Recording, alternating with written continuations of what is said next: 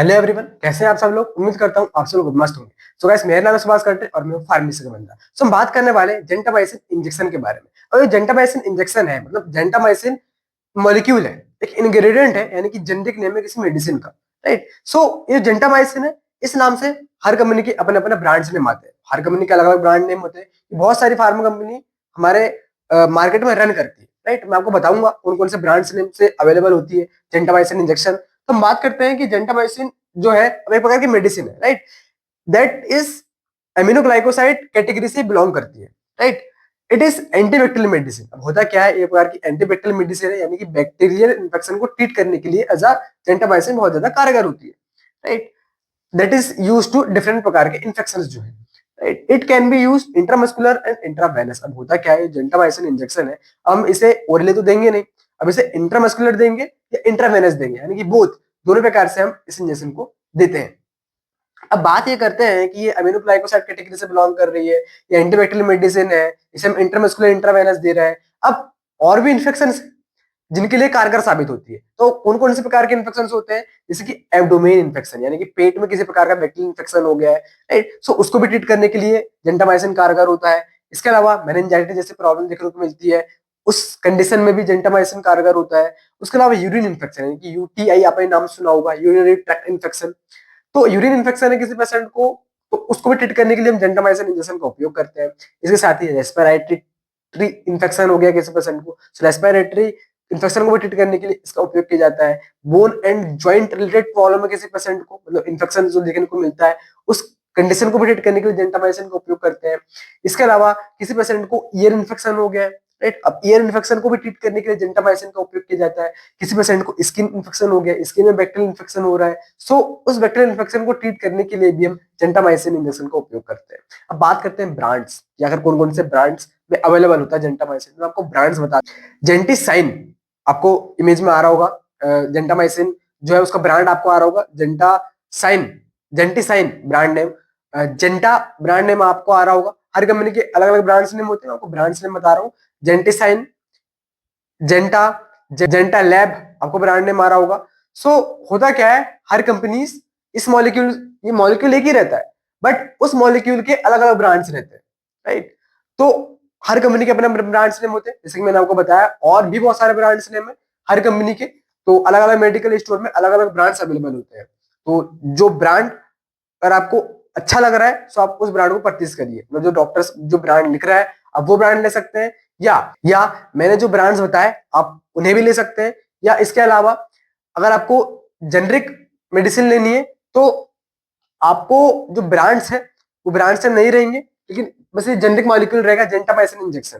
Right, तो आप उसको भी ले सकते हैं, क्योंकि देखो जेनरिक ब्रांडेड में ज्यादा अंतर होता नहीं है, लेकिन कुछ कंपनीज ऐसी है जिनमें इंग्रेडिएंट में फर्क होता है, जिनमें क्वालिटी क्वांटिटी में फर्क होता है। बट कुछ जेनरिक कंपनी ऐसे भी है जो ट्रस्टेबल है, राइट, जिनमें इंग्रेडिएंट में कोई फर्क नहीं होता है, मतलब क्वालिटी प्योरिटी में कोई फर्क नहीं होता है। तो आपको जेंटामाइसिन नाम से मिल जाएगी, कम दाम में मिल जाएगी। राइट, और भी बहुत सारी मेडिसिन है जो जेनरिक बहुत ज्यादा कम दाम में सस्ती मिलती है। तो अगर आपको लगता है कि भाई ये वाली कंपनी ट्रस्टेबल है, तो आप जेनरिक मेडिसिन को ले सकते हैं, क्योंकि बहुत ज्यादा सस्ती होती है और हम middle class, low middle class family के लिए बेस्ट है। राइट, सो ब्रांडेड मेडिसिन महंगी होती है, राइट, लेकिन जेनरिक मेडिसिन भी उतनी ही कारगर होती है जितनी की ब्रांडेड होती है। लेकिन अगर वैसी कंपनी है तो बहुत सारी कंपनी गफला कर देती है, राइट, डॉक्टर्स भी उन पर ट्रस्ट नहीं कर पाते। जेंटामाइसिन के हम डोज की बात करें, आखिर जेंटामाइसिन का डोज क्या होगा। सो 10, देखो 5 mg/kg। अब हर एक पेशेंट्स का जो वजन है वो अलग होता है, राइट, सो 5 mg/kg के हिसाब से हम प्रति डे बीडी दिन में हम 2 बार देंगे। राइट, 10 mg/ml, यानी कि 10 mg में 10 mg का 1 ml आता है इंजेक्शन। राइट, 40 mg/ml आता है, 20 mg, यानी 20 mg में 2 ml रहता है। राइट, और 80 mg में 2 ml रहता है। सो यार से इंजेक्शन आपको आता है जेंटामाइसिन इंजेक्शन।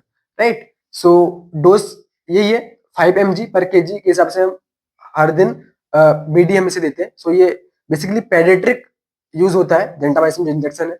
राइट, सो ये है।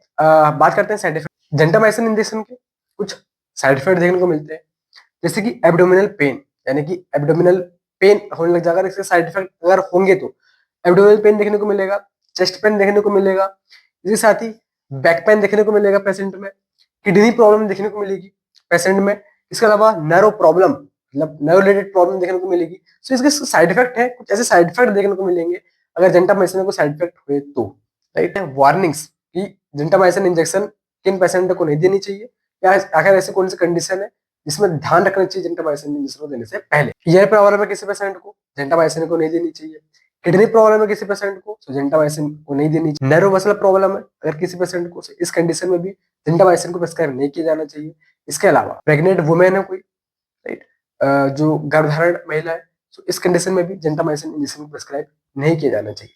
राइट, सो यह है जेंटामाइसिन इंजेक्शन के बारे में।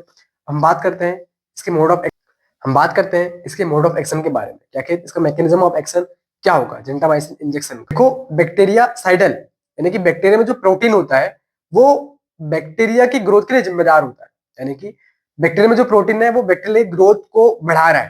राइट, अब जेंटामाइसिन क्या करता है, इनहिबिट देयर प्रोडक्शन, जो प्रोटीन का प्रोडक्शन हो रहा है बैक्टीरियल ग्रोथ के लिए, सो इनहिबिट करता है उसके प्रोडक्शन को और बैक्टीरियल ग्रोथ को रोकता है जेंटामाइसिन। अब प्रोटीन इनहिबिट हो जाएगा, no growth of the bacteria. अब प्रोटीन इनहिबिट हो रहा है, ग्रोथ नहीं हो पा रही, तो बैक्टीरिया जो है वो भी ग्रो नहीं कर पा रहा है। राइट, तो बैक्टीरियल ग्रोथ नहीं हो पा रही, इनहिबिट हो जा रही है, तो जेंटामाइसिन इनहिबिशन को रोकता है। राइट, तो जेंटामाइसिन ये वर्क करता है, मोड ऑफ एक्शन देता है कि बैक्टीरियल ग्रोथ को रोकने का काम करता है। सो ये कुछ मोड ऑफ एक्शन है। सो हमने ऑल अबाउट जेंटामाइसिन के बारे में जाना, कौन से ब्रांड नेम से मार्केट में आ रही है, आखिर इसका मोड ऑफ एक्शन क्या हो रहा है, राइट, और कैसे इसके साइड इफेक्ट है, कैसे वार्निंग साइंस कौन कौन से रखनी चाहिए। आई होप गाइस आपको वीडियो पसंद आई। अगर वीडियो पसंद आई तो गाइस प्लीज इस चैनल को सब्सक्राइब करना, ऑल नोटिफिकेशन के बेल आइकन को क्लिक कर देना गाइस, ताकि इस तरह की इन्फॉर्मेटिव वीडियो आप तक पहुंचती रहे। सो मिलते हैं गाइस इस तरह की इन्फॉर्मेटिव वीडियो के साथ नेक्स्ट वीडियो में। देखिए जय हिंद, वंदे मातरम दोस्तों, बहुत बहुत धन्यवाद।